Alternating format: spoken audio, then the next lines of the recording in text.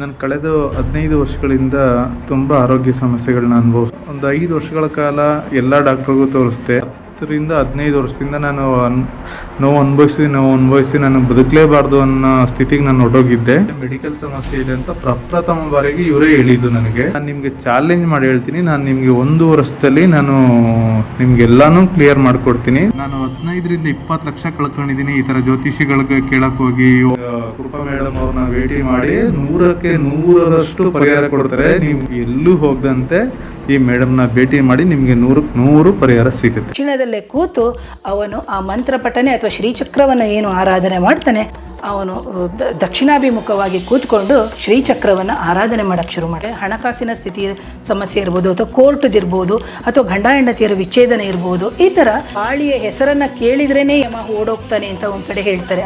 ಶತ್ರುಬಾಧೆ, ಪ್ರೇತಬಾಧೆ, ಗುರುವಿನ ಶಾಪ ಆಗಿರ್ಬೋದು.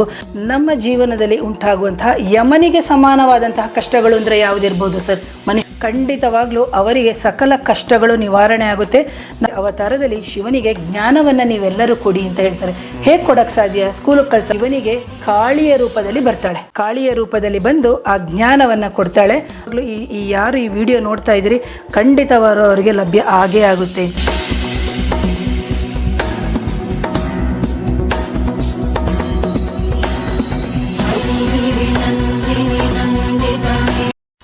ನಮಸ್ತೆ, ನನ್ನ ಹೆಸರು ರವಿಚಂದ್ರ ಅಂತ, ಮೈಸೂರು ಕರ್ನಾಟಕದಿಂದ ಮಾತಾಡ್ತಾ ಇದ್ದೀನಿ. ನಾನು ಕಳೆದ 15 ವರ್ಷಗಳಿಂದ ತುಂಬ ಆರೋಗ್ಯ ಸಮಸ್ಯೆಗಳನ್ನ ಅನುಭವಿಸ್ತಾ ಇದ್ದೆ. ವಿಚಿತ್ರವಾದ ಆರೋಗ್ಯ ಸಮಸ್ಯೆಗಳು. ಫಸ್ಟ್ ಆಫ್ ಆಲ್, ಮೊದಲನೇದಾಗಿ ತುಂಬ ಹೊಟ್ಟೆದು ಸಮಸ್ಯೆಗಳನ್ನು ನಾನು ಅನುಭವಿಸ್ತಾ ಇದ್ದೆ. ತುಂಬ ಮೈಕೈ ನೋವು ಸಮಸ್ಯೆಗಳು ಅನುಭವಿಸ್ತಾ ಇದ್ದೆ. ವಿಚಿತ್ರವಾದ ಮೈ ಭಾರ ಬರೋದು, ಮತ್ತು ಸುಸ್ತು, ಸಂಕಟ, ಹಿಂಸೆ, ತುಂಬ ಕೆಲವು ಯಾರಿಗೂ ಹೇಳ್ಕೊಳಕ್ಕಾಗದೇ ಇರೋಷ್ಟು ಸಮಸ್ಯೆಗಳು ನನ್ನಲ್ಲಿ ಇತ್ತು. ಯಾರಿಗಾರು ಹೇಳ್ಕೊಂಡ್ರೆ ಅದನ್ನು ತಪ್ಪಾಗಿ ಅರ್ಥ ಮಾಡ್ಕೋತಾರೆ ಅನ್ನೋದು ಒಂದು ಇತ್ತು. ಆಗ ನಾನು ಒಂದು 5 ವರ್ಷಗಳ ಕಾಲ ಎಲ್ಲ ಡಾಕ್ಟ್ರಿಗೂ ತೋರಿಸ್ದೆ. ನನ್ನ ಎಲ್ಲ ಸ್ಕ್ಯಾನಿಂಗು ಮಾಡೋರು ಎಲ್ಲ ನಾರ್ಮಲ್ ಆಗಿದೆ ಅಂತ ಹೇಳೋರು. ನಿನಗೆ ಯಾವುದು ಕಾಯಿಲೆ ಇಲ್ಲ, ನಿಮಗೆಲ್ಲೋ ಮನದ ರೋಗ ಇದೆ ಅಂತ ಹೇಳಿದ್ರು. ಆ ಡಾಕ್ಟ್ರುಗಳು ತುಂಬ ತೋರಿಸಿದ್ರು. 5 ವರ್ಷಗಳ ಕಾಲ ಏನು ತೋರಿಸಿದ್ರು ಟ್ಯಾಬ್ಲೆಟ್ ಕೊಡೋರು, ಹುಷಾರಾಗುತ್ತೆ ಹೋಗಿ ಅಂತ ಹೇಳೋರು. ಆದರೆ ಎಲ್ಲ ನಾರ್ಮಲೇ ಬರೋದು. ಯಾರು ಎಷ್ಟು ಡಾಕ್ಟ್ರು ಹೈಯರ್ ಡಾಕ್ಟ್ರು ಹೋಗಿ ತೋರಿಸಿದ್ರು, ಎಷ್ಟು ಹಾಸ್ಪಿಟ್ಲಿಗೆ ತೋರಿಸಿದ್ರು, ಏನೂ ಇಲ್ಲ ಅಂತಲೇ ರಿಪೋರ್ಟ್ಗಳು ಬರೋದು. ಕೊನೆಗೆ ಇದು ಮೆಡಿಕಲ್ದಲ್ಲ, ಅಮಾನುಷ್ಯ ಶಕ್ತಿಗಳದ್ದು ಸಮಸ್ಯೆ ಅಂತ ನನಗೆ ಗೊತ್ತಾಯಿತು. ಅದಾದಮೇಲೆ ಎಲ್ಲ ಕಡೆ ನನಗೆ ಗೊತ್ತಿರೋ ಎಲ್ಲ ದೇವಸ್ಥಾನಗಳು, ಹೋಮ ಮಾಡೋ ಜಾಗಗಳು, ಎಲ್ಲ ಕಡೆ ನಾನು ಹೋಗಿ ಈ ಥರ ಸಮಸ್ಯೆ ಕಾಡ್ತಾ ಇದೆ ಅಂತ ಹೇಳಿದಾಗ ಅವರು ಅದಕ್ಕೆ ಆದಂಥ ಒಂದು ಪರಿಹಾರಗಳು ಮಾಡಿಕೊಟ್ಟಾಗ ಅದು ಕೇವಲ ನನಗೆ 1 ದಿನ, 2 ದಿನ, 3 ದಿನ, 1 ವಾರ, ಇಲ್ಲ 1 ತಿಂಗಳು, ಇಲ್ಲ 2 ತಿಂಗಳು, ಈ ಥರವಾದ ತಾತ್ಕಾಲಿಕ ಪರಿಹಾರ ಸಿಗ್ತಿತ್ತು. ಹಂದಿ ಕಟ್ ಮಾಡಿಸೋರು, ಕೋಳಿ ಕಟ್ ಮಾಡಿಸೋರು, ಕುರಿಮರಿ ಕಟ್ ಮಾಡಿಸೋರು, ಏನೇ ಬಲಿ ಕೊಟ್ಟು ಏನೇ ಪೂಜೆಗಳು ಮಾಡಿಸಿದ್ರು ಕೇವಲ 1 ತಿಂಗಳು, 2 ತಿಂಗಳುಗಳ ಕಾಲ ನನಗೆ ಆರೋಗ್ಯ ಸರಿ ಹೋಗ್ತಿತ್ತು. ಮತ್ತೆ ಅದೇ ರೀತಿ ಬಾಧೆಗಳೆಲ್ಲ ರಿಪೀಟ್ ಆಗ್ತಾ ಇತ್ತು. ಎಷ್ಟು ಜಾಗಗಳಿಗೆ ಹೋದರೂ ನನಗೆ ನನ್ನ ಸಮಸ್ಯೆಗಳಿಗೆ ಪರಿಹಾರನೇ ಸಿಗ್ತಿರಲಿಲ್ಲ. ಕಳೆದ 10ರಿಂದ 15 ವರ್ಷದಿಂದ ನಾನು ನೋವು ಅನುಭವಿಸಿ ನಾನು ಬದುಕಲೇಬಾರ್ದು ಅನ್ನೋ ಸ್ಥಿತಿಗೆ ನಾನು ಹೊರಟೋಗಿದ್ದೆ. ಏನು ಮಾಡೋಕ್ಕೂ ನನಗೆ ಮನಸ್ಸೇ ಆಗ್ತಿರಲಿಲ್ಲ. ಊಟ ಮಾಡೋಕ್ಕೆ ಮನಸ್ಸೇ ಆಗ್ತಿರಲಿಲ್ಲ, ಹಸಿವು ಇರ್ತಿರ್ಲಿಲ್ಲ, ಯಾವ ಕೆಲಸದಲ್ಲೂ ಉತ್ಸಾಹ ಇರ್ತಿರ್ಲಿಲ್ಲ.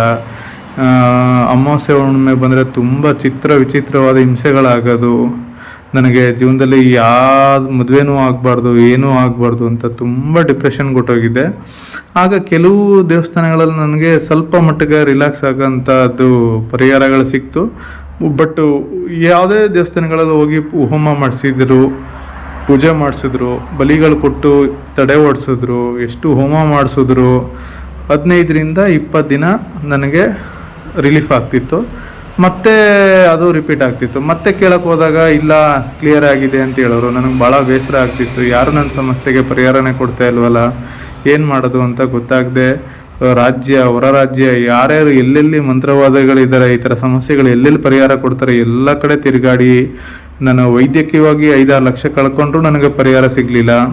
ಈ ಥರ ನೆಗೆಟಿವ್ ಎನರ್ಜಿ ದೇವಸ್ಥಾನಗಳು, ಈ ಥರ ಮಂತ್ರವಾದಿಗಳು ಎಲ್ಲರ ಹತ್ರ ಹೋಗಿ ಒಂದು 15-20 ಲಕ್ಷ ಖರ್ಚು ಮಾಡಿದ್ರು ನನಗೆ ₹1 ಅಷ್ಟು ಯಾರೂ ಹುಷಾರು ಮಾಡೋಕ್ಕೆ ಆಗಲಿಲ್ಲ. ಕೊನೆಗೆ ಏನು ಮಾಡೋದು ಅಂತ ಗೊತ್ತಾಗದೆ ತುಂಬ ನೋವು, ಸಂಕಟ, ಹಿಂಸೆ, ಜೀವನನೇ ಬೇಡ ಅನ್ನೋ ಸ್ಥಿತಿಗೆ ನಾನು ತಲುಪಿಬಿಟ್ಟಿದ್ದೆ. ಆಗ ಹಿಂಗೆ ಯೂಟ್ಯೂಬಲ್ಲಿ ನೋಡ್ತಾ ಇರ್ಬೇಕಾದ್ರೆ ಶ್ರೀ ಕ್ಷೇತ್ರ ದಕ್ಷಿಣ ನಾಗಕಾಳಿಕಾ ಅಂತ ಹೇಳಿ ಒಂದು ಸಿಕ್ತು. ಅದರಲ್ಲಿ ಮೈಸೂರು ಅಗ್ರಹಾರದ ಹತ್ರ ಇರೋ ಕೃಪಾ ಮೇಡಮ್ ಅಂತ ಇದ್ದಾರೆ. ಶ್ರೀ ದಕ್ಷಿಣ ನಾಗಕಾಳಿಕಾ ಕ್ಷೇತ್ರದಲ್ಲಿ ಇವರೇ ಪ್ರಧಾನ ಎಲ್ಲವಾಗಿ ನೋಡ್ಕೊಳ್ಳೋರು. ಅವ್ರನ್ನ ನಾನು ಫೋನ್ ಮಾಡಿದೆ, ಯೂಟ್ಯೂಬಲ್ಲಿ ನಂಬರ್ ಸಿಕ್ತು. ಅವ್ರ ಹತ್ರ ನಂಬರ್ ತೊಗೊಂಡು ಅಪಾಯಿಂಟ್ಮೆಂಟ್ ಪ್ರಕಾರ ನಾನು ಅವ್ರನ್ನ ಹೋಗಿ ಭೇಟಿ ಮಾಡಿದೆ. ಅವರು ನನಗೆ ಏನೇನು ಸಮಸ್ಯೆ ಕಾಡ್ತಾ ಇದೆ, ಎಲ್ಲ ಸಮಸ್ಯೆಗಳು ಅದೆಲ್ಲ ಖಂಡಿತವಾಗ್ಲೂ ನಿಮಗೆ ಯಾವುದೇ ಮೆಡಿಕಲ್ ಸಮಸ್ಯೆ ಇದೆ ಅಂತ ಪ್ರಪ್ರಥಮ ಬಾರಿಗೆ ಇವರೇ ಹೇಳಿದ್ದು ನನಗೆ. ಮತ್ತು ಏನಿದೆ ನನಗೆ ಯಾರೂ ಹೇಳೋಕ್ಕಾಗದೇ ಇರೋಷ್ಟು ಡೀಟೇಲಾಗಿ ಇಂತಿಂಥ ಸಮಸ್ಯೆ ಇದಕ್ಕೆ ಬರ್ತಾ ಇದೆ, ಈ ಥರ ಸಮಸ್ಯೆ ಇದಕ್ಕೆ ಬರ್ತಾ ಇದೆ, ನನಗೆ ಯಾರಿಗೂ ಹೇಳೋಕ್ಕಾಗದೇ ಇರೋಷ್ಟು ಕೆಲವು ಪರ್ಸ್ನಲ್ ಸಮಸ್ಯೆಗಳಿತ್ತು. ಅದನ್ನೆಲ್ಲ ಅವರು ಮುಕ್ತವಾಗಿ ನನಗೆ ಹೇಳಿದ್ದು, ಯಾವುದು ನಿಮಗೆ ಯಾವುದೇ ರೀತಿಯಾದ ಮೆಡಿಕಲ್ ಸಮಸ್ಯೆಗಳಿಲ್ಲ, ನೀವು ತುಂಬ ಆರೋಗ್ಯವಾಗಿದ್ದೀರಿ, ತುಂಬ ಚೆನ್ನಾಗಿದ್ದೀರಿ, ನಿಮ್ಮಲ್ಲಿ ಕೇವಲ ಅಮಾನುಷ ಶಕ್ತಿಗಳಿರೋದ್ರಿಂದ ನಿಮ್ಗೆ ಈ ಥರ ಎಲ್ಲ ತೊಂದರೆ ಆಗ್ತಾಯಿದೆ, ನೀವು ಒಳ್ಳೆ ಜಾಗ ಬಂದಿದ್ದೀರಿ, ಇಷ್ಟೆಲ್ಲ ಸುತ್ತಾಡಿ ನಿಮಗೆ ಪರಿಹಾರ ಆಗಿಲ್ಲ, ನಾನು ನಿಮಗೆ ಚಾಲೆಂಜ್ ಮಾಡಿ ಹೇಳ್ತೀನಿ, ನಾನು ನಿಮಗೆ 1 ವರ್ಷದಲ್ಲಿ ನಾನು ನಿಮಗೆಲ್ಲನೂ ಕ್ಲಿಯರ್ ಮಾಡಿಕೊಡ್ತೀನಿ. ನಾನು ಹೇಳ್ದಾಗೆ ಪಥ್ಯ ಇರಬೇಕು, ನಾವು ಹೇಳಿದ ಪೂಜಾ ಕೈಂಕರ್ಯಗಳು ಮಾಡಬೇಕು, ಅಷ್ಟು ಮಾಡಿದ್ರೆ ಸಾಕು, ಎಲ್ಲವೂ ಒಂದು ವರ್ಷದೊಳಗೆ ಕ್ಲಿಯರ್ ಆಗುತ್ತೆ ಅಂತ ಭರವಸೆ ಕೊಟ್ಟರು. ಆ ಪ್ರಕಾರ ನಾನು ಎಲ್ಲ ಅವ್ರ ಮಾತುಗಳನ್ನು ಕೇಳಿಸ್ಕೊಂಡು ಅವ್ರು ಆಯಿತು ಅಂತ ನಾನು ಕಮಿಟ್ ಆದೆ. ಆ ಕಮಿಟ್ ಆದಮೇಲೆ ಪೂಜೆ ಹೋಮ ಮಾಡಿದ್ರು. ಹೋಮ ಮಾಡಾದ ತಕ್ಷಣ ದಿನದಿಂದನೇ ನನಗೆ ನನ್ನಲ್ಲಿ ವ್ಯತ್ಯಾಸಗಳು ಸ್ಟಾರ್ಟ್ ಆಯಿತು. ಮೊದಲನೇದಾಗಿ ನನ್ನಲ್ಲಿ ತುಂಬ ಹೊಟ್ಟೆ ಉಬ್ರಣೆ ಆಗ್ತಿತ್ತು. ಎಷ್ಟು ಮಟ್ಟಿಗೆ ಅಂದರೆ ನಾನು ಏನು ಹೊಟ್ಟೆ ಇದೆ ಅದ್ರ 10 ಪಟ್ಟು ಹೊಟ್ಟೆ ಊದ್ಕೊಬಿಡೋದು, ಏನು ತಿನ್ನೋಕ್ಕಾಗ್ತಿರಲಿಲ್ಲ, ಡೈಜೆಷನ್ ಆಗ್ತಿರಲಿಲ್ಲ, ಕಾನ್ಸ್ಟಿಪೇಷನ್ ಪ್ರಾಬ್ಲಮ್ ಆಗ್ತಿತ್ತು, ತಲೆ ಕೂದಲೆಲ್ಲ ಉದುರು ಹೋಗ್ತಾ ಇತ್ತು, ಮತ್ತು ತುಂಬ ಸುಸ್ತು, ಸಂಕಟ, ಹಿಂಸೆ, ಬಾಧೆ, ಬಂಧನಗಳಾಗ್ತಿತ್ತು. ನೈಟ್ ಹೊತ್ತು ಮಲಗೋಕ್ಕಾಗ್ತಿರಲಿಲ್ಲ, ಮಲಗಿದ್ರು ನಿದ್ರೆ ಸರಿಗೆ ಬರ್ತಿರಲಿಲ್ಲ, ನಿದ್ರೆ ಸರಿಗೆ ಬಂದರೂ ಬೆಳಗ್ಗೆ ಆಗೋಷ್ಟೊಳಗೆ ತುಂಬ ಆಯಾಸ ಆಗಿರೋದು. ಈ ಎಲ್ಲ ಸಮಸ್ಯೆಗಳು ಹೋಮ ಮಾಡಿದ ಮೊದಲನೇ ದಿನದಿಂದನೇ ದಿನಕ್ಕೆ ನನಗೆ ಕಡಿಮೆ ಆಗ್ತಾ ಬಂತು. 10 ತಿಂಗಳು ಟೈಮ್ ಹೇಳಿದರು. ಆ 10 ತಿಂಗಳೊಳಗೆ ನನಗೆ ಹಂತವಾಗಿ ಎಲ್ಲವೂ ನಿವಾರಣೆ ಆಗ್ತಾ ಬಂತು. ಪ್ರತಿಯೊಂದು ಸಮಯದಲ್ಲೂ ನಮಗೆ ಜಾಸ್ತಿ ಆದಾಗ, ಏನೋ ತೊಂದರೆ ಆದಾಗ ಪ್ರತಿಯೊಂದರಲ್ಲೂ ತಾಳ್ಮೆಯಿಂದ ನೀಟಾಗಿ ಗೈಡ್ಲೈನ್ಸ್ ಕೊಡ್ತಾ ಬರ್ತಾ, ಒಂದು ಮಗುಗೆ ತಾಯಿ ಹೇಗೆ ಆರೈಕೆ ಮಾಡಿ ಕೇರ್ ಮಾಡ್ತಾರೋ ಅಷ್ಟು ಕೇರಾಗಿ ನಮ್ಮ ಜೊತೆನೇ ಇದ್ದು ಎಲ್ಲವನ್ನು ಅವರು ಗೈಡ್ಲೈನ್ಸ್ ಕೊಟ್ಟು ನಮಗೆ ಕ್ಲಿಯರ್ ಮಾಡ್ತಾ ಬಂದರು. ನಾನು ಎಷ್ಟೋ ಜನ ಬೇರೆ ಕಡೆ ಹೋದಾಗೆಲ್ಲ ಅವರು ನನಗೆ ಹುಷಾರಾಗಿಲ್ಲ ಅಂತ ತಿರ್ಗಾ ಫೋನ್ ಮಾಡೋಕ್ಕೆ ಹೋದರೆ ಸಾಕು, ಫೋನ್ಗಳೇ ಎತ್ತುತ್ತಿರಲಿಲ್ಲ. ಬಟ್ ಈ ಕೃಪಾ ಮೇಡಮ್ ಅವರು ತುಂಬ ಕೇರಿಂಗಿಂದ ನಮಗೆ ಎಲ್ಲ ತೊಂದರೆಗಳಿದ್ದಾಗಲೂ ಪ್ರತಿಯೊಂದು ಹೆಜ್ಜೆಯಲ್ಲೂ ಹಂತದಲ್ಲೂ ತುಂಬ ತಾಳ್ಮೆಯಿಂದ, ಶ್ರದ್ಧೆಯಿಂದ ಅವ್ರು ಕಮಿಟೆಡ್ ಆಗಿ ಎಷ್ಟು ನಮ್ಮ ಪ್ರಾಬ್ಲಮ್ ಇತ್ತು ಅಷ್ಟನ್ನು ಕ್ಲಿಯರ್ ಮಾಡ್ತೀನಿ, ಯಾವ ಸಮಯದಲ್ಲಿ ಕ್ಲಿಯರ್ ಮಾಡ್ತೀನಿ ಅಂತ ಹೇಳಿದ್ರು, ಆ ಸಮಯದಲ್ಲೇ ಕ್ಲಿಯರ್ ಮಾಡಿಕೊಟ್ರು. ನನಗೆ ತುಂಬಾ ಜೀವನದ ಜಿಗುಪ್ಸೆ ಬಂದು ಬದುಕಲೇಬಾರ್ದು ಅನ್ನೋ ಸ್ಥಿತಿಗೆ ಹೋಗಿದ್ದಾಗ ಭರವಸೆ ಕಂಡಿದ್ದು ನನಗೆ ಕೃಪಾ ಮೇಡಮ್ ಅವರು, ತಾಯಿ ದಕ್ಷಿಣ ನಾಗಕಾಳಿಕಾ ಅವರು. ಇದನಿಗೆ ಈಗ ಸಂಪೂರ್ಣವಾಗಿ ನನ್ನಲ್ಲಿ ಇದ್ದಿದ್ದ ಸಮಸ್ಯೆಗಳ ಕ್ಲಿಯರ್ ಆಗಿ ಸುಖ, ಶಾಂತಿ, ನೆಮ್ಮದಿಯಿಂದ ನನ್ನ ಹೆಂಡತಿ ಮಕ್ಕಳ ಜೊತೆ ಜೀವನ ಮಾಡ್ತಾ ಇದ್ದೀನಿ. ಇದಕ್ಕೆ ಕಾರಣ ಅಂತಂದರೆ ಕೃಪಾ ಮೇಡಮ್ ಅವರು. ದಯವಿಟ್ಟು ಯಾರ್ಯಾರು ಹೇಳ್ಕೊಳಕ್ಕಾಗದಿರೋಷ್ಟು ಬಾಧೆ ಬಂಧನಗಳು ಇಲ್ಲ, ಯಾರಿಗೂ ಹೇಳೋಕ್ಕಾಗದಿರೋ ಗುಪ್ತ ಸಮಸ್ಯೆಗಳು, ಏನೇ ಸಮಸ್ಯೆಗಳಿದ್ರು, ನಕಾರಾತ್ಮಕ ಬಾಧೆಗಳಿದ್ರು, ಕೃಪಾ ಮೇಡಮ್ ಅವ್ರನ್ನ ಭೇಟಿ ಮಾಡಿ 100ಕ್ಕೆ 100ರಷ್ಟು ಪರಿಹಾರ ಕೊಡ್ತಾರೆ. ನೀವು ತುಂಬ ಯೂಟ್ಯೂಬಲ್ಲಾಗಲಿ ಬೇರೆ ಜ್ಯೋತಿಷ್ಯ ಶಾಸ್ತ್ರದಲ್ಲಿ ಹೇಳ್ಬೋದು, ನಾನು 3 ತಿಂಗಳು ವಾಸಿ ಮಾಡಿಬಿಡ್ತೀನಿ, 6 ತಿಂಗಳು ವಾಸಿ ಮಾಡಿಬಿಡ್ತೀನಿ, 100ಕ್ಕೆ 100 ಪರಿಹಾರ ಕೊಡ್ತೀನಿ ಅಂತ. ನಾನು 15ರಿಂದ 20 ಲಕ್ಷ ಕಳ್ಕೊಂಡಿದ್ದೀನಿ ಈ ಥರ ಜ್ಯೋತಿಷಿಗಳಿಗೆ ಕೇಳಕ್ಕೆ ಹೋಗಿ, ಹೋಮಗಳು ಮಾಡಿಸಿ, ಹವನಗಳು ಮಾಡಿಸಿ, ನನಗೆ ನಿವಾರಣೆ ಆಗಿಲ್ಲ. ಆದರೆ ಕೃಪಾ ಮೇಡಮ್ ಅವರು ಯಾವುದೇ ಕುರಿ, ಕೋಳಿ ಏನೂ ಬಲಿ ಕೊಡದೆ ಸಾತ್ವಿಕ ಪದ್ಧತಿಯಿಂದ ಅವರವ್ರ ಕರ್ಮಾನುಸಾರ, ಅವರ ಸಮಸ್ಯೆಗಳನುಸಾರ ಅವ್ರಿಗೆ ಸೂಕ್ತ ರೀತಿಯಲ್ಲಿ ಪರಿಹಾರ ಕೊಡ್ತಾ ತುಂಬ ಚೆನ್ನಾಗಿ ಎಲ್ಲ ಎಂಥದೇ ನಕಾರಾತ್ಮಕತೆ ಬಾಧೆಗಳಿದ್ರು ನಿವಾರಣೆ ಮಾಡಿಕೊಟ್ಟಿದ್ದಾರೆ. ಈಗ ಅವ್ರು ಮಾಡಿಕೊಟ್ಟಿರೋ ಇದಕ್ಕೆ ನಾನು ಎಷ್ಟು ಅನಂತ ಕೋಟಿ ಶತಕೋಟಿ ನಮನಗಳು ಹೇಳಿದ್ರು ಸಾಲದು. ಆದರೆ ನಾವು ಅವ್ರ ಋಣ ತೀರ್ಸೋಕ್ಕಾಗುತ್ತೆ ಇಲ್ವೋ, ಇವತ್ತು ನಾವು ಅವರಿಂದ ತುಂಬ ಸುಖವಾಗಿ ಸಂತೋಷವಾಗಿ ನಗ್ನಗ್ತಾ ಇದ್ದೀವಿ. ಇದಕ್ಕೆ ಕಾರಣ ಆ ತಾಯಿ ದಕ್ಷಿಣ ನಾಗಕ್ಯಾಳಿಕ ಮತ್ತು ಕೃಪಾ ಮೇಡಮ್ ಅವರು. ದಯಮಾಡಿ ಯಾರೇ ಏನೇ ತೊಂದರೆಗಳಿದ್ರು ಆ ಮೇಡಮ್ ಅಪಾಯಿಂಟ್ಮೆಂಟ್ ತಗೊಂಡು ಭೇಟಿ ಮಾಡಿ ಅವ್ರ ಹತ್ರ ಪರಿಹಾರ ಮಾಡಿಸ್ಕೊಳ್ಳಿ. 100ಕ್ಕೆ 100 ಗ್ಯಾರಂಟಿಯಷ್ಟು ಅವರು ಪರಿಹಾರ ಮಾಡಿಕೊಡ್ತಾರೆ. ದಯಮಾಡಿ ಎಲ್ಲರೂ ಅವ್ರನ್ನ ಭೇಟಿ ಮಾಡಿ. ಯಾರ್ಯಾರು ನಕಾರಾತ್ಮಕತೆಗಳ ಬಾಧೆಗಳಿಂದ ಬಳಲ್ತಾ ಇದ್ದೀರಾ ಅವರೆಲ್ಲರೂ ಕೂಡ ಎಲ್ಲೂ ಹೋಗದಂತೆ ಈ ಮೇಡಮ್ನ ಭೇಟಿ ಮಾಡಿ, ನಿಮಗೆ 100ಕ್ಕೆ 100 ಪರಿಹಾರ ಸಿಗುತ್ತೆ. ನಮಸ್ತೆ.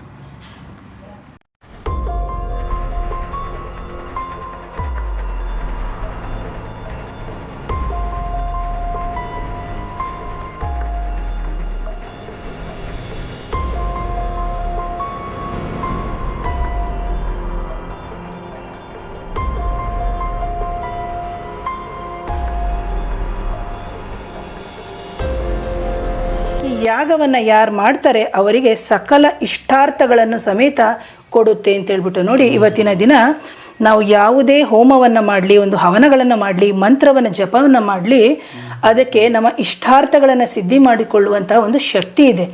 ಸೊ ನೋಡಿ, ಯಾಗದಲ್ಲಿ ಮಾಡಿರುವಂತಹ ಯಾಗ ನಮ್ಮ ಸಕಲ ಇಷ್ಟಾರ್ಥಗಳನ್ನೇ ಕೊಡುವಂಥದ್ದು ಅಂತಂದಾಗ, ಅವರು ಮಾಡಿದಂತಹ ಯಾಗದಲ್ಲಿ ಇವತ್ತಿನ ದಿನ ನಾವು ಎಷ್ಟೆಷ್ಟು ಹೋಮ ಹವನಗಳನ್ನು ಮಾಡಿದಾಗ ಅಯ್ಯೋ ಆಗಲಿಲ್ಲ ಅಂತ ಹೇಳ್ತೀವಿ. ಆದರೆ ಅದಕ್ಕೆ ಆಗುವಂತಹ ಅಡೆತಡೆಗಳನ್ನು ನಾವು ದಾಟ್ಕೊಂಡು ಹೋಗಬೇಕಾಗುತ್ತೆ ಅನ್ನೋದು ಇದರಲ್ಲಿ ನಮಗೆ ಗೊತ್ತಾಗುತ್ತೆ. ಅಂತಹ ಸಂದರ್ಭದಲ್ಲಿ ಪ್ರಧಾನ ಕರ್ತೃ ಆಗಿರುವಂತಹ ಯಾರು ಶಿವನೇ ಬಂದಿರಲ್ಲ, ಅಲ್ಲಿ ವಿಷ್ಣುವನ್ನೇ ಪ್ರಧಾನ ಕರ್ತರಾಗಿರುತ್ತೆ. ಯಾಕಂದರೆ ಇದು ತಿಂಗಳಾನುಕಾಲದಿಂದನೇ ನಡೀತಾ ಇರುತ್ತೆ ಇಂತಹ ಯಾಗಗಳು. ಅಂತಹ ಯಾಗದಲ್ಲಿ ಆಹುತಿ ಕೊಡೋಕೆ ಆಯಾಯ ದೇವತೆಗಳು, ಯಾಕಂದರೆ ನಾವು ನಮ್ಮ ಸಂಪ್ರದಾಯದಲ್ಲಿ ಹೇಳ್ತೀವಿ, ಲಕ್ಷ್ಮಿಗೆ ಬೇರೆ ಹವಿಸು, ವಿಷ್ಣುವಿಗೆ ಬೇರೆ ಹವಿಸು, ಗಣಪತಿಗೆ ಬೇರೆ ಹವಿಸು, ಸುಬ್ರಹ್ಮಣ್ಯನಿಗೆ ಬೇರೆ ಹವಿಸು, ಕಾಳಿಕಾದೇವಿಗೆ ಬೇರೆ ಹವಿಸು. ಹಾಗೆ ಈ ಥರ ಪೂರ್ಣ ಯಾಗದಲ್ಲಿ ಅದಕ್ಕೆ ಸಂಬಂಧಪಟ್ಟಂತಹ ಒಂದು ಹವಿಸನ್ನು ಕೊಟ್ಟಂತಹ ಸಂದರ್ಭದಲ್ಲಿ ಎಲ್ಲ ದೇವಾನುದೇವತೆಗಳು ಅಲ್ಲಿ ಒಂದು ಯಜ್ಞದ ಮುಖಾಂತರ ಸ್ವೀಕಾರ ಮಾಡ್ತಾ ಇರ್ತಾರೆ. ಆದರೆ ಇಲ್ಲಿ ಈ ಹೋಮದಲ್ಲಿ ಶಿವನಿಗೆ ಮಾತ್ರ ಯಾವುದೇ ಆಹುತಿ ಆಗಿ ಯಾವುದೇ ರೀತಿಯಾದಂತಹ ಒಂದು ಇದು ಕೊಡದೇ ಇರೋದ್ರಿಂದ ಇದು ವಿಫಲ ಆಯ್ತಲ್ಲ ಅಂತ ಕೇಳ್ತಾನೆ. ನಾರದರು ಕೇಳಿದಂತಹ ಸಂದರ್ಭದಲ್ಲಿ ಆಗ ತುಂಬ ಕೋಪ ಬಂದ್ಬಿಡುತ್ತೆ ದಕ್ಷನಿಗೆ. ದಕ್ಷ ಹೇಳ್ತಾನೆ, ಅವನು ಭಸ್ಮಾಧಾರಿಯು ಸ್ಮಶಾನವಾಸಿಯು, ಅಂಥವನಿಗೆ ನಾನು ಹೇಗೆ ಹವಿಸಿಗೆ ಇವನಿಗೆ ಅಂದರೆ ಈ ಹೋಮಕ್ಕೆ ಜೊತೆಗೆ ಈ ಹವಿಸಿಗೆ ಅವನಿಗೆ ಕೊಡಲಿಕ್ಕೆ ಏನು ಅವಕಾಶ ಇದೆ, ಹಾಗಾಗಿ ನಾನು ಅದಕ್ಕೆ ಏನು ಚಾನ್ಸ್ ಕೊಡಲ್ಲ ಅಂತ. ದಾಕ್ಷಾಯಿಣಿಯನ್ನು ನನ್ನ ಮಗಳು ಇರ್ಬೋದು ನಿಜ, ಆದರೆ ನಾನು ಯಾವುದೇ ಕಾರಣಕ್ಕೂ ಅವಳನ್ನು ಕರೆಯಲ್ಲ ಅಂತ. ಆಗ ಇದನ್ನ ಎಲ್ಲರೂ ಅಲ್ಲಿ ಬಂದಿರುವಂತಹ ಎಲ್ಲ ಋಷಿ ಮುನಿಗಳು ಜೊತೆಗೆ ಗುರು ಹಿರಿಯರು ಅಂತ ಏನು ಹೇಳ್ತಾರೆ ಅವರೆಲ್ಲರೂ ದಕ್ಷನಿಗೆ ಅಡ್ವೈಸ್ ಮಾಡ್ತಾರೆ. ಆದ್ರೂ ದಕ್ಷ ಬ್ರಹ್ಮ ಅದನ್ನ ತಿರಸ್ಕಾರ ಮಾಡಿ ಯಾಗವನ್ನ ಮಾಡ್ತಾ ಇರ್ತಾರೆ. ಈ ಕಡೆಗೆ ಯಾವಾಗ ಈ ಆದಿಶಕ್ತಿ ಆಗಿರುವಂತಹ ಜಗನ್ಮಾತೆಗೆ ಗೊತ್ತಾಗುತ್ತೋ, ಅವಳು ಎಷ್ಟೇ ಆದ್ರೂ ಹೆಣ್ಮಕ್ಳಿಗೆ ತವ್ರ ಮನೆ ಹುಚ್ಚು ಬಿಡಲ್ಲ ಅಂತ ಹೇಳ್ತಾರೆ. ನೋಡಿ ಆ ತಾಯಿಗೆ ಬಿಟ್ಟಿಲ್ಲ ಅಂದ್ರೆ ಸಾಮಾನ್ಯ ಮನುಷ್ಯರಿಗೆ ಏನು ಹೇಳಿ. ಸೊ ಅವಳೇನು ಮಾಡ್ತಾಳೆ ಅಂದರೆ ಶಿವನ ಪರ್ಮಿಷನ್ ಕೇಳಕ್ಕೆ ಹೋಗ್ತಾಳೆ. ಶಿವ ಒಪ್ಪದೇ ಇಲ್ಲ. ಆ ಒಪ್ಪದೇ ಇರುವಂತಹ ಸಂದರ್ಭದಲ್ಲಿ ಅವಳು ಬರ್ತಾಳೆ. ಆ ಬಂದಂತಹ ಸಂದರ್ಭದಲ್ಲಿ ಇವಳಿಗೆ ಏನಾಗುತ್ತೆ ಅಂದರೆ ಅವಮಾನಗಳು ಆಗುತ್ತೆ.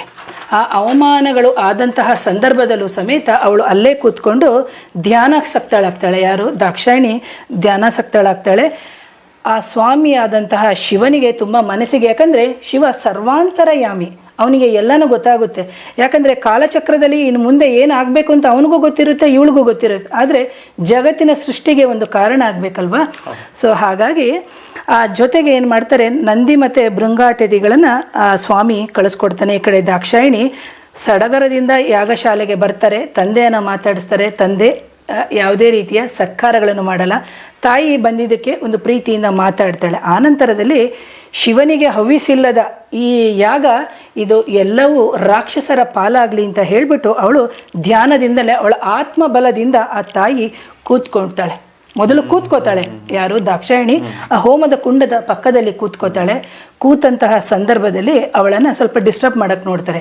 ಆದರೆ ಅವಳು ತನ್ನ ಆತ್ಮದ ಬಲ ನೋಡಿ, ಇಲ್ಲಿ ಆ ತಾಯಿ ದಾಕ್ಷಾಯಿಣಿ ರೂಪದಲ್ಲಿ ದೇಹವನ್ನು ಧರಿಸಿದ್ರೂ ಸಮೇತ ಅವಳ ಆತ್ಮಬಲ, ಇಲ್ಲಿ ನಾವು ನಮಗೆ ಎಂಥ ಸಮಸ್ಯೆಗಳೇ ಬರಲಿ ನಮಗೆ ನಮ್ಮ ಆತ್ಮಬಲ ಚೆನ್ನಾಗಿರಬೇಕು ಅಂತ ನಾವು ಹೇಳ್ತೀವಿ. ಸೊ ಹಾಗಾಗಿ ಆತ್ಮಬಲದಿಂದ ಅವಳು ಅಲ್ಲಿ ಆ ಹೋಮಕುಂಡಕ್ಕೆ ಹಾರಿ ಪ್ರಾಣವನ್ನು ಬಿಡ್ತಾಳೆ. ಅಲ್ಲಿ ಏನಾಗುತ್ತೆ ಅಂತಂದರೆ ಆ ಯಾಗಶಾಲೆಯಲ್ಲಿ ಅಂದರೆ ಬೀಳೋದ್ರಿಂದ ಆ ಯಾಗದ ಫಲ ಯಾರಿಗೂ ದಕ್ಕಲ್ಲ. ಯಾಕಂದರೆ ಈಗ ನೀವೇ ನೋಡ್ತೀರಿ, ಎಕ್ಸಾಂಪಲ್ ಹೇಳೋದಾದರೆ ಯಾರ್ದಾದ್ರೂ ಮನೆಯಲ್ಲಿ ಒಂದು ಶುಭ ಕಾರ್ಯಗಳ ಸಂದರ್ಭದಲ್ಲಿ ಒಂದು ಸಾವು ಆಯಿತು ಅಂದರೆ ಓ ಇದು ಅಶುಭ, ಇದಕ್ಕೆ ಯಾವುದೇ ರೀತಿಯ ಈಗ ಮದುವೆ ಆಗ್ತಾ ಇದೆ ಯಾರೋ ಸತ್ತೋದ್ರು ಅಂತ ಊಟ ಮಾಡೋದ ಬೇಡವಾ, ಕೆಲವೊಂದೊಂದು ಸಂದರ್ಭ ಇಷ್ಟೆಲ್ಲ ಖರ್ಚು ಮಾಡಿಬಿಟ್ಟಿದ್ದೀವಿ ನಾವು ಆನಂತರದಲ್ಲಿ ಹೇಳುವ ಅಂತ ಹೇಳ್ತಾರಲ್ಲ. ಸೊ ನೋಡಿ, ಇಲ್ಲಿ ನಮಗೆ ಆತ್ಮಬಲ ತುಂಬಾ ಮುಖ್ಯ ಆಗುತ್ತೆ. ಆನಂತರ ತಾಯಿಯಲ್ಲಿ ಬಿದ್ದಿರೋದನ್ನ ನೋಡಿಬಿಟ್ಟು ಆ ಕಾಲಕ್ಕೆ ಬಂದು ಶಿವನಿಗೆ ವಿಷಯ ತಿಳಿತದೆ. ಅಂತಹ ಸಂದರ್ಭದಲ್ಲಿ ಕೋಪಗೊಳ್ತಾನೆ ಶಿವ. ಕೋಪಗೊಂಡ್ಬಿಟ್ಟು ಏನಾಗುತ್ತೆ ಅಂತಂದರೆ ಶಿವ ತುಂಬ ಕೋಪಗೊಳ್ತಾನೆ. ಅಂತಹ ಸಂದರ್ಭದಲ್ಲಿ ಆ ಶಿವನ ಕೋಪವು ತಾಂಡವ ನೃತ್ಯಕ್ಕೆ ಕಾರಣ ಆಗುತ್ತೆ. ಅಂತಹ ತಾಂಡವ ನೃತ್ಯ ಆಡುವಂತಹ ಸಂದರ್ಭದಲ್ಲೇ ವೀರ ಮತ್ತು ಭದ್ರಾದಿ ಗಣಗಳನ್ನು ಆ ಶಿವ ಸೃಷ್ಟಿ ಮಾಡ್ತಾನೆ. ಸೃಷ್ಟಿ ಮಾಡಿ ಆ ವೀರ ಮತ್ತು ಭದ್ರಾದಿಗಳು, ನೀವು ನೋಡಿರ್ತೀರಿ ವೀರಭದ್ರಾದಿಗಳನ್ನ, ಅವರ ಆಯುಧಗಳನ್ನು, ಅದನ್ನು ಮುಂದಿನ ಎಪಿಸೋಡಲ್ಲಿ ಯಾವತ್ತಾದರೂ ಹೇಳ್ತೀನಿ. ವೀರ ಮತ್ತು ಭದ್ರಾದಿ ಗಣಗಳನ್ನು ಅವನು ಸೃಷ್ಟಿ ಮಾಡ್ತಾನೆ. ಅವರು ಹೋಗಿ ಆ ಹೋಮಕುಂಡ ಅಥವಾ ಯಾಗ ನಡೀತಿರುವಂತಹ ಶಾಲೆಗೆ ಹೋಗಿ ಅವರು ಅದೆಲ್ಲವನ್ನು ಧ್ವಂಸ ಮಾಡ್ತಾರೆ. ಈ ಕಡೆ ಏನಾಗುತ್ತೆ ಅಂದರೆ ಶಿವ ತುಂಬ ಬೇಜಾರಾಗೋಗುತ್ತೆ. ಯಾರಿಗೇ ಆಗಲಿ ಒಂದು ಗಂಡನಿಗೆ ಹೆಂಡತಿಯನ್ನು ಕಳ್ಕೊಂಡ್ರೆ ಹೇಗೆ ಬೇಜಾರಾಗುತ್ತೋ ಅದೇ ರೀತಿ ಆ ಶಿವ ಆ ಹೋಮಕುಂಡದಿಂದ ಅವಳನ್ನು ಎತ್ಕೊಂಡು ಬಂದು ದೇಹ ಎಲ್ಲ ಕರ್ಕಲಾಗೋಗಿರುತ್ತೆ, ಸುಟ್ಟ ಕರ್ಕಲಾಗಿರುತ್ತೆ. ಅಂಥ ದೇಹವನ್ನು ತಗೊಂಡು ಅವನು ಸಂಚಾರ ಮಾಡ್ತಾ ಇರ್ತಾನೆ. ಏನು ಮಾಡೋದು ಅಂತ ವಿರಹ ವೇದನೆ ಅಂತಲೇ ಹೇಳ್ತಾರೆ. ಅಂತಹ ವಿರಹ ವೇದನೆ ಇರುವಂತಹ ಸಂದರ್ಭದಲ್ಲಿ ಶಿವ ದಕ್ಷಿಣಾಭಿಮುಖವಾಗಿ ಅಂದರೆ ಬರ್ತಾ ಇರ್ತಾನೆ. ಆ ಬಂದಂತಹ ಸಂದರ್ಭದಲ್ಲಿ ಅವನಿಗೆ ವಿಷ್ಣು ಸುದರ್ಶನ ಚಕ್ರವನ್ನು ಪ್ರಯೋಗ ಮಾಡ್ತಾನೆ ಆ ತಾಯಿಯ ದೇಹದ ಮೇಲೆ. ಅದರ ಜೊತೆಗೆ ಬ್ರಹ್ಮನು ತನ್ನ ಖಡ್ಗದಿಂದ ಕತ್ತರಿಸುವಂತೆ ಆ ದೇಹವನ್ನು ಛಿದ್ರವಾಗಿ ಮಾಡುವಂತೆ ಮಾಡ್ತಾನೆ. ಆಗ ಶಿವ ಏನು ಮಾಡ್ತಾನೆ ಅಂದರೆ ಆ ಛಿದ್ರವಾದಂತಹ ದೇಹವನ್ನು ನೋಡಿದಂತಹ ಸಂದರ್ಭದಲ್ಲಿ ಅವನಿಗೆ ಇನ್ನಷ್ಟು ವಿರಹ ಜಾಸ್ತಿ ಆಗುತ್ತೆ. ನಿಮಗೆ ಇದೇ ಕ್ಷೇತ್ರ ಅಂತ ಹೇಳಿದಂತಹ ಸಂದರ್ಭದಲ್ಲಿ ಆ ಜಗನ್ಮಾತೆಯ ದೇಹದ ಸಾಮಾನ್ಯರಾದಂತಹ ತಾಯಿ ಯಾವ ರೂಪವನ್ನು ಧರಿಸಿ ಎಲ್ಲ ಶಕ್ತಿಪೀಠಗಳಿಗೆ ಒಂದು ಕ್ಷೇತ್ರದ ಪ್ರತಿಷ್ಠಾಪನೆ ಆಗೋಕ್ಕೆ ಆ ತಾಯಿಯ ಒಂದು ಆತ್ಮಬಲನೇ ಕಾರಣ ಆಯಿತು ಅಂತ. ಯಾಕಂದರೆ ಯಾವ ಜಾಗದಲ್ಲಿ ಆ ತಾಯಿಯ ದೇಹದ ಅಂಗಾಂಗಗಳು ಬಿದ್ದವು ಅದೆಲ್ಲವೂ ಇವತ್ತಿನ ದಿನದಲ್ಲಿ ಶಕ್ತಿಪೀಠ ಆಗಿದೆ ಅಂತ. ಸೊ ನಾವು ಮೈಸೂರಿನಲ್ಲಿ ಇರೋದ್ರಿಂದ ಆ ತಾಯಿಯ ಕೂದಲು ಅಂತ ಏನು ಬಿದ್ದಿದೆ ಅದು ಬಂದು ದಶಮಹಾವಿದ್ಯೆ ಅನ್ನೋದಕ್ಕಿಂತ ಅದು 13ನೇ ಶಕ್ತಿಪೀಠ. 108 ಶಕ್ತಿಪೀಠಗಳಲ್ಲಿ 13ನೇ ಶಕ್ತಿಪೀಠ. ಹಾಗಾಗಿ ಕೆಲವೆಲ್ಲ ಶಕ್ತಿಪೀಠ ವಿಚಾರ ಅಂತ ಹೇಳಿದಾಗ ಅದಕ್ಕೆ ಆಯಾ ಇದ್ರದ್ದು, ಈಗ ಎಕ್ಸಾಂಪಲ್ ಹೇಳೋದಾದ್ರೆ ಕಾಮಾಖ್ಯ ಯೋನಿಪೀಠ ಅಂದರೆ ನಮಗೆ ಸೃಷ್ಟಿಲಿ ನೋಡಿ ಒಂದು ಗಂಡು ಮತ್ತು ಹೆಣ್ಣು ಹೇಗೆ ಬೇಕು, ಅಲ್ಲಿ ಕಾಮಾಖ್ಯದಲ್ಲಿ ಬಂದು ಹೆಣ್ಣಿನ ಯೋನಿಯಿಂದ ಅಂದರೆ ಆ ತಾಯಿಯ ಯೋನಿ ಪೂಜೆ. ಹಾಗೇನೇ ಮೈಸೂರಿನಲ್ಲಿ ಬಂದು ಆ ಜಗನ್ಮಾತೆಯ ಕೂದಲು ಬಿದ್ದಿರೋದು ಅಂದರೆ ಈ ವಿಚಾರವಾಗಿ ನಾವು ನೋಡಿದಾಗ ಅಂತ. ಯಾವಾಗ ಈ ಥರ ಆದಂತಹ ಸಂದರ್ಭದಲ್ಲಿ ಅಂದರೆ ಶಿವನಿಗೆ ತುಂಬ ವಿರಹ ವೇದನೆ ಉಂಟಾಗುತ್ತೆ. ಆಗ ಅವನೇನು ಮಾಡ್ತಾನೆ ಅಂತಂದರೆ ಎಲ್ಲ ಅಂದರೆ ದೇಹದ ಭಾಗಗಳು ತುಂಡು ತುಂಡಾದಂತಹ ಸಂದರ್ಭದಲ್ಲಿ ಅವನು ದಕ್ಷಿಣಾಭಿಮುಖವಾಗಿ ಕೂತ್ಕೊಂಡು ಶ್ರೀಚಕ್ರವನ್ನು ಆರಾಧನೆ ಮಾಡೋಕ್ಕೆ ಶುರು ಮಾಡ್ತಾನೆ. ಹಾಗಾದರೆ ನಾವಿಲ್ಲಿ ಯೋಚನೆ ಮಾಡಬೇಕು, ಶ್ರೀಚಕ್ರವನ್ನು ಅದಕ್ಕಿಂತ ಮುಂಚೆ ಹೇಗೆ ಬಂತು? ಹೌದಾ, ಅದೊಂದು ಪ್ರಶ್ನೆ ಮೂಡುತ್ತೆ. ಅದನ್ನ ಮುಂದಿನ ಎಪಿಸೋಡ್ನಲ್ಲಿ ಹೇಳೋಣ ಸರ್. ಹಾಗಾಗಿ ಆ ಶ್ರೀಚಕ್ರವನ್ನು ಆರಾಧನೆ ಮಾಡೋಕ್ಕಿಂತ ಮುಂಚೆ ಬ್ರಹ್ಮ ವಿಷ್ಣು ಸಮೇತ ತ್ರಿಪುರ ಸುಂದರಿಯನ್ನ ನೆನೆಸ್ಕೊಂತಾರೆ. ತ್ರಿಪುರ ಸುಂದರಿಯನ್ನ ನೆನೆಸ್ಕೊಂಡು ಏನು ಮಾಡೋದು ಅಂತ ಹೇಳಿದಾಗ ಅವಳು ಹೇಳ್ತಾಳೆ, ತ್ರಿಪುರ ಸುಂದರಿ ಅವತಾರದಲ್ಲಿ ಶಿವನಿಗೆ ಜ್ಞಾನವನ್ನು ನೀವೆಲ್ಲರೂ ಕೊಡಿ ಅಂತ ಹೇಳ್ತಾರೆ. ಹೇಗೆ ಕೊಡಕ್ಕೆ ಸಾಧ್ಯ? ಸ್ಕೂಲಿಗೆ ಕಳ್ಸೋಕ್ಕಾಗುತ್ತಾ? ಇಲ್ಲ. ಸೊ ಇವತ್ತಿನ ದಿನದಲ್ಲೂ ಆ ವಿದ್ಯೆ ಇದೆ, ಇದೆಲ್ಲ ಸಾಧಕರಿಗೆ ಮಾತ್ರ ಗೊತ್ತಿರುವಂಥದ್ದು. ಹಾಗಾಗ ಆ ತಾಯಿ ಹೇಳ್ತಾಳೆ, ನಿಮ್ಮೆಲ್ಲ ಜ್ಞಾನವನ್ನು ಅವರಿಗೆ ಕೊಡಿ ಅಂತ ಹೇಳಿದಂಥ ಸಂದರ್ಭದಲ್ಲಿ ವಿಷ್ಣು ಆಗಿರ್ಬೋದು, ಬ್ರಹ್ಮ ಆಗಿರ್ಬೋದು, ಸರಸ್ವತಿ ಆಗಿರ್ಬೋದು, ಇಂದ್ರ, ವರುಣ, ಕುಬೇರ, ನಾಗರಗಳು, ಸಿದ್ಧರುಗಳು. ನಿಮಗೆ ತಮಿಳುನಾಡು ಕಡೆ ಸಿದ್ಧರುಗಳು ಅಂತ ಇದೆ ನೋಡಿ, ಎಷ್ಟೋ ಸಿದ್ಧರುಗಳಿದೆ. ಬರೀ ಅದರಲ್ಲಿ ನಾವು 18 ಸಿದ್ಧರನ್ನ ಮಾತ್ರ ತಗೋತೀವಿ, ಆದರೆ ಲಕ್ಷಾಂತರ ಸಿದ್ಧರುಗಳಿದ್ದಾರೆ. ಹಾಗೆ ಸಿದ್ಧರುಗಳು, ವಶಿನ್ಯಾದಿ ದೇವತೆಗಳು, ಈ ಥರ ಎಲ್ಲರ ಶಕ್ತಿಯನ್ನ ಅವರಿಗೆ ಕೊಡಕ್ಕೆ ಹೋಗ್ತಾರೆ ಶಿವನಿಗೆ. ಆ ಶಿವನಿಗೆ ಕೊಡಕ್ಕೆ ಹೋದಾಗ ಯಾವ ಜ್ಞಾನವೂ ಯಾರ ಶಕ್ತಿಯೂ ಸಾಕಾಗಲ್ಲ. ಅಂತಹ ಸಂದರ್ಭದಲ್ಲಿ ಶಿವನಿಗೆ ಯಾವ ರೀತಿ ಅವನ ಯೋಗ್ಯತೆಗೆ ತಕ್ಕಂತೆ ಆಯ್ಕೆ ಮಾಡಬೇಕು ಅಂತ ಗೊತ್ತಾಗದೆ ಆ ತಾಯಿಗೆ, ಆ ಜಗನ್ಮಾತೆಗೆ ಗೊತ್ತಾಗುತ್ತೆ. ಆಗ ಆ ತಾಯಿಯು ಶಿವನಿಗೆ ಕಾಳಿಯ ರೂಪದಲ್ಲಿ ಬರ್ತಾಳೆ. ಕಾಳಿಯ ರೂಪದಲ್ಲಿ ಬಂದು ಆ ಜ್ಞಾನವನ್ನು ಕೊಡ್ತಾಳೆ. ಆ ಜ್ಞಾನವನ್ನೇ ನಾವು ಹೇಳ್ಬೋದು, ಅದನ್ನು ಆ ಜ್ಞಾನಕ್ಕೆ ಶಿವನು ಜ್ಞಾನದ ಋಷಿ ಅಂತಲೇ ಹೇಳ್ತಾನೆ. ಮೊದಲನೆಯ ಋಷಿ ಅಂದ್ರೇ ಶಿವನೇ, ಜ್ಞಾನ ಋಷಿ ಅಂತಲೇ ಹೇಳ್ತಾರೆ.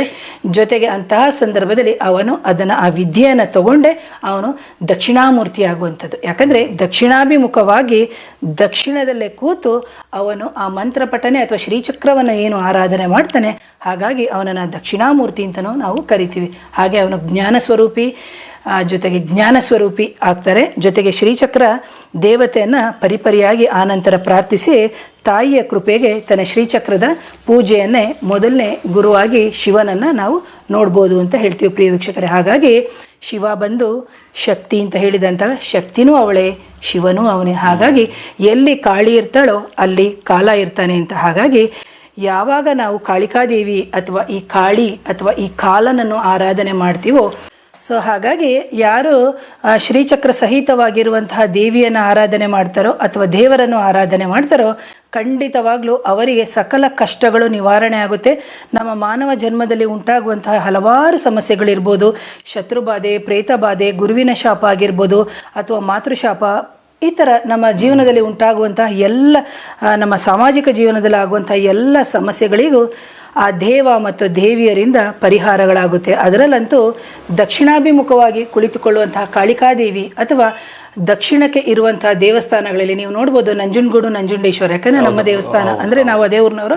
ಸೊ ನೀವು ನೋಡ್ಬೋದು, ಅಲ್ಲಿ ಬಂದು ಹೋದಂತಹ ಸಂದರ್ಭದಲ್ಲಿ ಜನರ ಜೀವನದಲ್ಲಿ ಆಗುವಂತಹ ಎಷ್ಟೋ ಬದಲಾವಣೆಗಳಂತ. ಹಾಗಾಗಿ ಯಾರು ದೇವಿಯ ಆರಾಧನೆಯನ್ನು ಮಾಡ್ತೀರಿ ಖಂಡಿತವಾಗ್ಲೂ ಅವರಿಗೆ ಒಳ್ಳೆಯದೇ ಆಗುತ್ತೆ ಅಂತ. ಯಾಕಂದರೆ ಯಾವಾಗ ನಾವು ನಮ್ಮ ತಂದೆ ತಾಯಿಯನ್ನು ನಾವು ಪ್ರೀತಿಯಾಗಿ ನೋಡ್ತೀವೋ, ಅದೇ ರೀತಿ ಆ ದೇವಿಯನ್ನು ನಾವು ಎಷ್ಟು ಪ್ರೀತಿಯಿಂದ ನೋಡ್ತೀವೋ ಖಂಡಿತವಾಗ್ಲೂ ಅವಳು ನಮ್ಮ ಎಲ್ಲ ಸಂಕಷ್ಟಗಳನ್ನು ದೂರ ಮಾಡ್ತಾಳೆ ಅಂತ ಹೇಳ್ತೀನಿ ಸರ್. ನಿಜವಾಗ್ಲೂ ಒಳ್ಳೆ ಒಂದು ವಿಚಾರನ, ಒಳ್ಳೆ ಜ್ಞಾನವನ್ನು ನಮ್ಮ ವೀಕ್ಷಕರಿಗೆ ತಾವು ನೀಡ್ತಾ ಬರ್ತಾ ಇದ್ದೀರಾ ಅಮ್ಮ.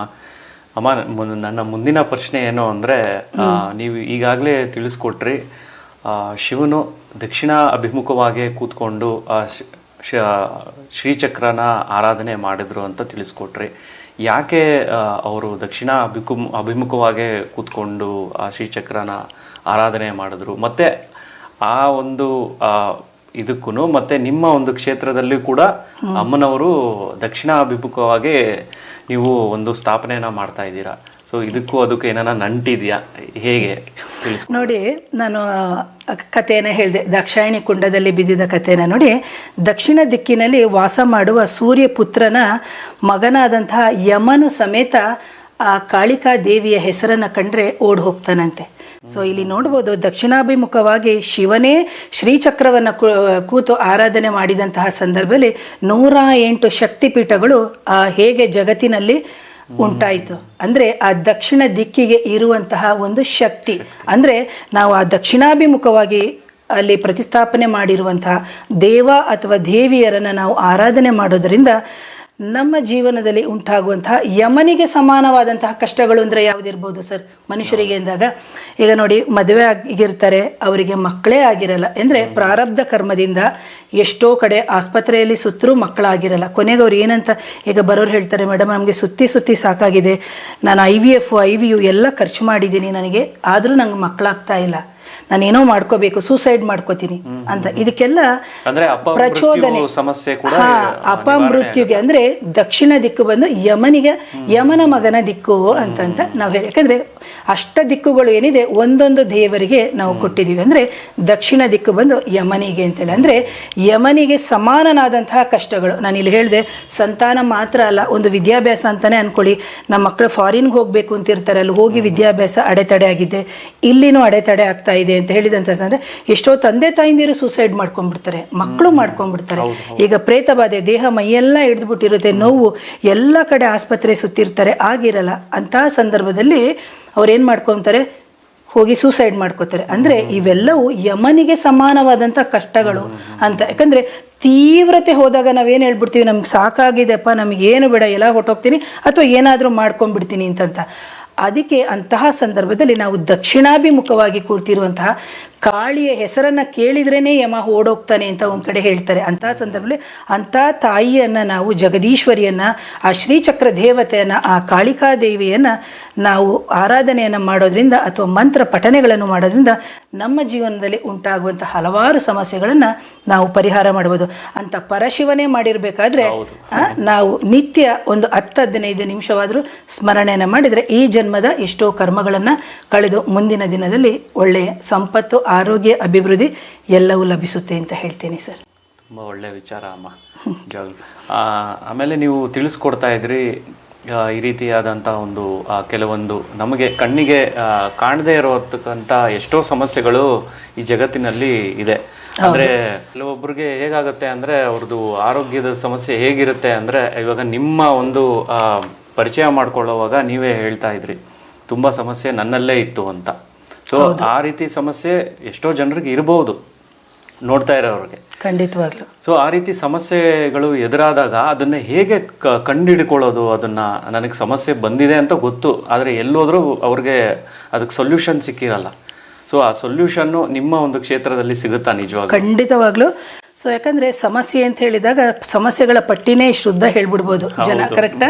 ಪರಿಹಾರ ಅಂತ ಹೇಳಿದಾಗ ಪರಿಹಾರ ಮಾಡುವಂತಹ ವ್ಯಕ್ತಿ ಕರೆಕ್ಟ್ ಆಗಿರ್ಬೇಕು. ಅದ್ರ ಜೊತೆಗೆ ಅವರಿಗೆ ಕುಲದೇವರ ಆಶೀರ್ವಾದ, ಗುರು ಹಿರಿಯರ ಆಶೀರ್ವಾದ, ಅವರ ಕರ್ಮ ಕಳ್ಕೋಬೇಕು ಅಂತಂದ್ರೆ ಖಂಡಿತವಾಗ್ಲೂ ಈ ಯಾರು ಈ ವಿಡಿಯೋ ನೋಡ್ತಾ ಇದ್ರಿ ಖಂಡಿತವಾಗ್ಲೂ ಅವರಿಗೆ ಲಭ್ಯ ಆಗೇ ಆಗುತ್ತೆ ಅಂತ ಹೇಳ್ತೀನಿ. ಇದು ನನ್ನ ಅನುಭವದಲ್ಲಿ. ನೋಡಿ, ಒಬ್ಬ ಮನುಷ್ಯನಿಗೆ ಸಮಸ್ಯೆಗೆ ಮೂಲ ಕಾರಣ, ಕರೆಕ್ಟಾ ಸರ್? ಈಗ ನನಗೇನೋ ಆರೋಗ್ಯದ ಸಮಸ್ಯೆ ಬಂದಿರ್ಬೋದು, ನಿಮಗೆ ಇನ್ನೊಂದು ಸಮಸ್ಯೆ ಇರ್ಬೋದು, ಹೀಗೆ ಯಾರೋ ವೀಕ್ಷಕರು ನೋಡ್ತಾ ಇರ್ಬೋದು, ಅವರಿಗೆ ಹಣಕಾಸಿನ ಸ್ಥಿತಿ ಸಮಸ್ಯೆ ಇರ್ಬೋದು, ಅಥವಾ ಕೋರ್ಟ್ದಿರ್ಬೋದು, ಅಥವಾ ಗಂಡ ಹೆಂಡತಿಯರ ವಿಚ್ಛೇದನ ಇರ್ಬೋದು. ಈ ಥರ ಸಮಸ್ಯೆ ಅಂತ ಹೇಳಿದಂತಹ ಸಂದರ್ಭದಲ್ಲಿ ಹಲವಾರು ಸಮಸ್ಯೆಗಳಿರುತ್ತೆ. ನೋಡಿ, ಮನುಷ್ಯನಿಗೆ ಸಮಸ್ಯೆಗೆ ಅಂದರೆ ನಮ್ಮ ದುಃಖಕ್ಕೆ 3 ಕಾರಣ, 3 ಬಗೆಯ ಕಾರಣ ಅಂತ. ಅದರಲ್ಲಿ ಬಂದ್ಬಿಟ್ಟು ಆಧ್ಯಾತ್ಮಿಕ ಅಂತ ಹೇಳ್ತೀವಿ. ಅದರಲ್ಲಿ ಬಂದು ಅದನ್ನು ನಾವು ಮತ್ತೆ ಹೇಳ್ತೀವಿ ಆಧ್ಯಾತ್ಮಿಕ ಸಮಸ್ಯೆ ಅಂತ. ಅಂದರೆ ಮನಸ್ಸಿಗೆ, ದೇಹಕ್ಕೆ, ಜೊತೆಗೆ ಆತ್ಮಕ್ಕೆ ಉಂಟಾಗುವಂತಹ ಕೆಲವೆಲ್ಲ ದುಃಖಗಳು ಅಂತ ಹೇಳ್ತೀನಿ. ಅದನ್ನು ನಾವು ಆಧ್ಯಾತ್ಮಿಕ ಸಮಸ್ಯೆ ಅಂತ. ಎರಡನೇದು ಬಂದು ಆದಿ ಭೌತಿಕ ಅಂತ. ಅಂದರೆ ಯಾಕಂದರೆ ನಮ್ಮ ದೇಹ ಹೇಗೆ ಪಂಚಭೂತಗಳಿಂದ ಉಂಟಾಗಿದೆಯೋ ಅದೇ ರೀತಿ ಹೊರಗಡೆ ಪ್ರಪಂಚ, ಅಂದರೆ ಪ್ರಪಂಚದಲ್ಲಿ ನೀವು ನೋಡಿದಿರಿ ಗಾಳಿ, ನೀರು, ಮಳೆ, ಅದರಿಂದ ಬರುವಂಥದ್ದು. ಅದರ ಜೊತೆಗೆ ಪಶು, ಪಕ್ಷಿ, ಪ್ರಾಣಿ ಸಮೂಹಗಳಿಂದ ಬರುವಂಥದ್ದು ಅಂತ. ಮೊದಲನೇದು ಎರಡನೇದು ಹೇಳಿದಾಯಿತು. ಈಗ ಮೂರನೇದು ಬಂದು ಆದಿ ದೈವಿಕ ಅಂತ ನಾನು ಹೇಳ್ತೀನಿ. ಇದು ತುಂಬಾನೇ ವೆರಿ ವೆರಿ ಇಂಪಾರ್ಟೆಂಟು. ಈ ಆದಿ ದೈವಿಕ ಸಮಸ್ಯೆಗಳಿಗೆ ನಮ್ಮ ಕ್ಷೇತ್ರ ತುಂಬ ಸೂಕ್ತವಾಗಿರುವಂಥದ್ದು ಅಂತ. ಆದಿ ದೈವಿಕಕ್ಕೆ ಹೋದಾಗ್ಲೇ ನಮಗೆ ಇವೆಲ್ಲ ಸಮಸ್ಯೆಯಿಂದ ಹೊರಗಡೆ ಬರ್ಬೋದು. ನೋಡಿ, ಇಲ್ಲಿ ದೇಹಕ್ಕೆ ಸಮಸ್ಯೆ ಬಂದಾಗ ಜ್ವರ ಬಂತು, ಚಳಿ ಬಂತು, ಒಂದು ಮಾತ್ರೆ ನುಂಗ್ಬೋದು, ಕರೆಕ್ಟಾ? ಒಂದು ಪ್ರಾಣಿ ಬಂದು ನಮಗೇನೋ ಇತ್ತು ಒಂದು ಸಮಸ್ಯೆ ಮಾಡ್ತಾ, ಸಣ್ಣದಾದ ಇಂಜುರೀಸ್ ಆದಾಗ ನಮಗದನ್ನು ನಾವು ಹೊರಗಡೆ ಬರ್ಬೋದು. ಆದರೆ ಆದಿ ದೈವಿಕ ಸಮಸ್ಯೆಗಳು ಅಂತ ಬಂದಂತಹ ಸಂದರ್ಭದಲ್ಲಿ ಗ್ರಹಗಳಿಂದ ಬರುವಂಥದ್ದು ನಿಮಗೆ ಗೊತ್ತಿದೆ, ನವಗ್ರಹಗಳು ಅಂತ ಹೇಳ್ತೀವಿ. ರವಿ, ಚಂದ್ರ, ಗುರು, ಶುಕ್ರ, ಶನಿ, ರಾಹು, ಕೇತು, ಈ ಥರ 9 ಗ್ರಹಗಳಿಂದ ಬರುವಂಥದ್ದು ಗ್ರಹದಿಂದ ಅಂತ. ಹಾಗೆ ಯಕ್ಷರುಗಳಿಂದ ಬರುವಂಥದ್ದು, ರಾಕ್ಷಸರಿಂದ ಭೂತ, ಪ್ರೇತ, ಪಿಶಾಚಿ, ಬ್ರಹ್ಮ ರಾಕ್ಷಸ, ಬೇತಾಳ, ಹಾಗೆ ಅನೇಕ ನಾಗರುಗಳಿಂದ. ಇಲ್ಲಿ ದಯವಿಟ್ಟು ಅರ್ಥ ಮಾಡ್ಕೋಬೇಕು ವೀಕ್ಷಕರು, ಎಷ್ಟೋ ಜನಕ್ಕೆ ಕನಸಿನಲ್ಲಿ ನಾಗ ಕಾಣ್ತಾ ಇದೆ ಅಂತ ಹೇಳಿದ ತಕ್ಷಣ ಏನು ಮಾಡ್ತಾರೆ ಗೊತ್ತಾ? ನಾಗರ ದೇವಸ್ಥಾನಗಳಿಗೆ ಹೋಗ್ತಾರೆ, ಹಾಲು ಎರಿತಾರೆ, ಹಾಲು ಕೊಟ್ಟು ಬರ್ತಾರೆ. ಆದರೆ ಆದಿ ದೈವಿಕ ಸಮಸ್ಯೆಗಳಿದ್ದಂತಹ ಸಂದರ್ಭದಲ್ಲಿ ನಿಮಗೆ ಪದೇ ಪದೇ ಕನಸಿನಲ್ಲಿ ನಾಗರು ಕಾಣಿಸ್ತಾ ಇರ್ತಾರೆ. ಸೊ ಇದು ಬಂದು ಜಿನ್ ಪ್ರಾಬ್ಲಮ್ ಇದ್ರೂ ಬರುತ್ತೆ, ಜಿನ್ನಾತ್ ಪ್ರಾಬ್ಲಮ್ ಇದ್ರೂ ಬರುತ್ತೆ. ಸೊ ಅಂಡ್ ಅಗೇನ್ ಬಂದು ಇದು ಇನ್ನೂ ತುಂಬ ಡೀಪಾಗಿ ಹೋಗ್ಬೋದು. ಸೊ ಮುಂದಿನ ದಿನಗಳಲ್ಲಿ ಹೇಳ್ತೀನಿ. ಯಾಕಂದ್ರೆ ಮೊದಲನೇ ಸತಿ ನನ್ನನ್ನು ಇಂಟ್ರೊಡ್ಯೂಸ್ ಮಾಡಿದಾಗ ಅವ್ರಿಗೂ ಕನ್ಫ್ಯೂಷನ್ಸ್ ಆಗಬಾರ್ದು ಅಂತಂತ. ಸೊ ಹಾಗಾಗಿ ಇದು ಆದಿ ದೈವಿಕ ಶಕ್ತಿಗಳಲ್ಲಿ ಬರುವಂಥದ್ದು ಅಂತ. ಎಗೇನ್ ಬಂದು ಕ್ಷುದ್ರ ದೇವತೆಗಳು ಅಂತ ಹೇಳ್ತೀವಿ. ಸೊ ಅದರಿಂದ ಸಮಸ್ಯೆಗಳನ್ನು ಬರುವಂಥದ್ದು ಅಂತ ನಾವು ನಿಮಗೆ ಹೇಳ್ಬೋದು. ಅಂದ್ರೆ ಅಮ್ಮ, ಇವಾಗ ಯಕ್ಷರು ಮತ್ತೆ ಇವರಿಂದ ಎಲ್ಲ ತೊಂದರೆ ಬರುತ್ತೆ ಅಂತ ಹೇಳ್ತಾ ಇದ್ದೀರಾ.